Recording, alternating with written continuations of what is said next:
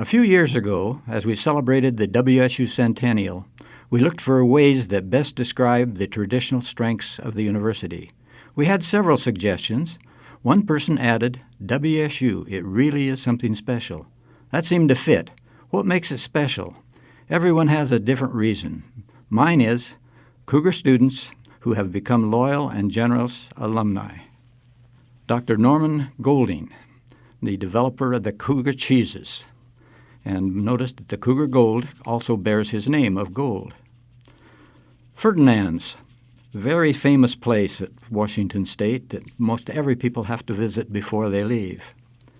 Randall Johnson. Randall is the one student that developed the Cougar logo, the most popular logo, I believe, in the United States. When we became a university rather than Washington State College, we asked that he change the Washington State College into a WSU, and there have been millions of those replicas. Interestingly, he worked for Washington Water Power in Spokane and developed Ready Kilowatt, but he also thought it was time to do something with the Cougar logo, and he sold it to WSU for $1, and we have raised over $1 million in royalties that come from using the Cougar logo. Edward R. Murrow. Edward R. Murrow is, of course, one of probably our most famous alumnus. Murrow Communication Center is named for him, and there's even a stamp that was named for him on a national basis. Patty Murray, a graduate of Washington State, now senator, national senator, Patty Murray. And Glenn King. Glenn King developed vitamin C. Henry Heald, president of NYU, and later became the president of the Ford Foundation. Phyllis Takasaki Campbell has been a very famous person and successful person in the state of Washington, having served as president of banks, of foundations, and just recently was honored downtown on the Walk of Fame. John Fabian, our first and only astronaut. Another famous person was James Blackwell in sociology. Jenny Thomas in 1946 was the first woman student body president at Washington State. Paul Allen, co-developer of Microsoft, and was a student in the earlier years when he talked Bill Gates into leaving Harvard and starting Microsoft. Gary Larson, a lot of us remember him as the Far Side cartoonist. Keith Jackson, famous sportscaster. And Philip and Neva Abelson. Science Hall is now named for them. He was given credit as being the father of the atomic submarine. Mrs. Abelson gave the leadership on the blood remedy, the RH blood factor. Charles Schroeder, the developer of the San Diego Zoo. Reuben Mays, currently the Director of Development for the Oregon Medical Center. Hoot Gibson and Keith Lincoln, both great Cougars who developed a lot of programs at Washington State. Keith, the founder of the WSU Alumni Center. The alums that we think of, that I think of, because I had so much involved with him earlier, is Phil and June Lighty. And they are the most generous alumni in the history of Washington State University.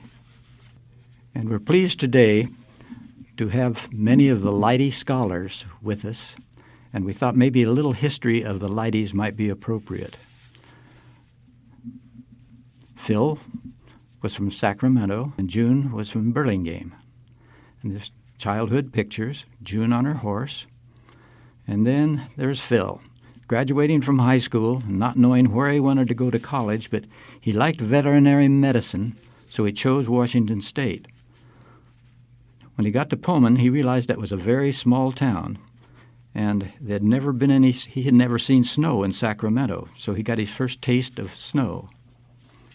From his fraternity brothers, a snow fight with another fraternity, and then he had an ag class that fit in vet medicine, so here he is with a cow. Now, his end of his second year, he found out he was out of money, and the university notified him that he no longer could attend until he paid the $60. And he was saying goodbye to his faculty advisor, Lloyd Burry, and Lloyd said, "Well, let's wait a minute now. Are you planning to come back next year?" "Yes, I'll work this summer." "Okay, I'll loan you the $60 at no charge if you will come back and continue your education. But I think maybe vet medicine might be a little tough for you, so you probably should change to business administration," which he did, and probably was the best thing that ever happened to Washington State, because he became the vice president for investments of the Dean Witter Investment Company. But Phil was very popular in school and very active in student activities. And the picture with the tuxedos, I think, indicate the 5 guys that couldn't get a date. At least that's what he told me. Phil was also active in the leadership of the student protest back in 1937 that indicated that student women at WSU were not being treated fairly. They had many requirements on their dress code, and they could not be out on the campus after 7:30 on a weekday. And the students went on strike until the administration and the faculty agreed that the women should have more rights on campus. Phil was in ROTC and was home in Sacramento during Pearl Harbor bombing. So he had to be in San Francisco to ship out, and he met this little girl at a USO dance before he shipped out. And he said, "This one is the one I want." And so he married her before he left for Guadalcanal. And here's a great picture of them in their wedding attire. And then the next picture is when he was in Guadalcanal. He returned, and this is the little house that he lived in. And as a vice president of the Dean Witter Investment Company. And then some days weren't quite as bright as the others, so he had to stop once before he came home. The Lighty family, the 3 sons, and they were both, the Lighty, June and Phil, were both active in Boy Scouts. And unique in this next picture is the fact that the father, grandfather, and their son were all Eagle Scouts. Now, Phil still liked the farming, so he bought a ranch not too far from Palo Alto, and he loved to get out there in the yard or his orchard. June with her blue ribbon squash, and Phil near his pets. He had a group of ducks that would come down for feeding almost every day, and he would sing the Cougar Fight song, and they would come marching in and getting their lunch. Phil enjoyed being the host of a barbecue and playing with his grandchildren. And Jennifer is one of those, along with Steve and Phil Jr. And a picture of the WSU cars that belong to June and Phil. Note that they all have WSU license plates. And this is the Cougar Room, all of the awards that Phil received during his association with WSU. One of the things he was very proud of was the Pi Kappa Alpha fraternity. He never returns to Pullman that he doesn't go down and see the undergraduates of the Pikes. A picture at the Alumni Center with the current members of the Pi Kappa Alpha fraternity and being honored as the National Alumnus of the Year of Pi Kappa Alpha. Phil and June were asked by the President of Washington State to be our representative at the inauguration of the new president of the University of California. And Cougar Phil always has a tie and a coat that says Cougars on it. Going back to his farm years, he liked to come to Pullman during harvest time and go out to the Ace Clark farm and get on the combine and run a couple of routes. The recognition of the Lightys has been very appropriate and timely, and the library in the Alumni Center is named for him. A picture with President Smith, President Mrs. Smith, and June and Phil. And then a picture of the entire Lighty family in their library. And now we go into the Lighty Scholars. And it's very interesting because the tall fellow in the back of the picture of the group picture is Bruce, and he has now started his own endowment fund at Washington State in honor of Phil Lighty for doing something similar 60 years ago or whatever it was. And then there's Jennifer. Jennifer is a student at Washington State, and she was very active in student activities. And you notice the book that she's reading. Phil said she could come in there and study as long as she read the history of the Pi Kappa Alpha fraternity. Jennifer was very active and in a tug-of-war on a rally before a football game. Now we're getting a little bit of recognition by President Smith in which the June and Phil Lighty Student Services Building would be named for him. And that would be, again, it would be a building for students. Pictures of it, and then a picture with Keith Lincoln looking back with June and Phil, where they're admiring a building that was named for them. Students that have been Lighty scholars for the last 20 years, and they kind of turned the tables on them and had a "This is your life" with Patrick and his microphone. And these are the gifts and the appreciation that the students have shown the Lightys over the years. And this is Phil, of course, and June showing their appreciation to the students.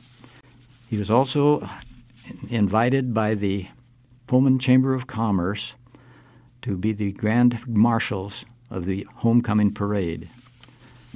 And there's Phil and the cougar. There's two great cougars right there. And again, in the next picture, we've seen students of Lighty students over the years. Phil with President Terrell and with Dean Bustad. Another picture with the students. And near the end of his career and his travels to Pullman, he's kind of waving goodbye. And he also wanted to indicate who some of the scholars were. The pretty little girl on this next slide happens to be my granddaughter, and she thinks Phil Lighty is one of the great people of all kind. And then as far as Jennifer is concerned, she has agreed to be my cougar granddaughter. Another picture of the Lighty Student Services Building. And this became very important because they are about to make another presentation to the Lightys, to Phil. And the family came up north, most of them. And we have Tom and Roberta and Scott, Brother Scott, and other students that have been at the various luncheons that we have had on homecoming. And then the unveiling of the Phil Lighty, I guess we'll call it a bust, a statue, that now sits and graces the Heidi Library in the Student Alumni Center. And as you see, there's many people having their picture taken with the Lighty scholar. Unfortunately, Phil died a few years ago, and this was a good way of honoring him. And a picture of the students and the Lightys and the family Lightys in front of the Lighty Student Services Building. So as we look back, what a great couple, and their significant assistance and love for Washington State. One little story is the pretty little girl that I call my granddaughter. I wrote to, she also visited Stanford. And June was a graduate of Stanford, but we made her an honorary alumnus at WSU. And I thought she'd be interested that Lisa had been offered a admission to Stanford. And I mentioned that to June, and she said, well, why would she want to go to Stanford? If she can go to Washington State, she'd be much better off at Washington State than Stanford. So that was the I guess the love that June developed, and she's still living and still honoring the Cougars. And the Gilroy home was also the one that where they had the farming. Another picture of June and Phil. Thank you, Phil and June, with our deepest appreciation. Go Cougs. I asked a few students to explain to me what they thought Cougar spirit meant. The first one replied, WSU students are special. They have that unique pride, enthusiasm, and loyal Cougar spirit that sets them above those from other schools. Cougar students and alumni, they really are something special. WSU seems to attract students who have exceptional pride, enthusiasm, loyalty, ambition, and that special feeling for their school, and the classmates that we call Cougar Spirit. I truly believe that WSU students and alumni really are something special.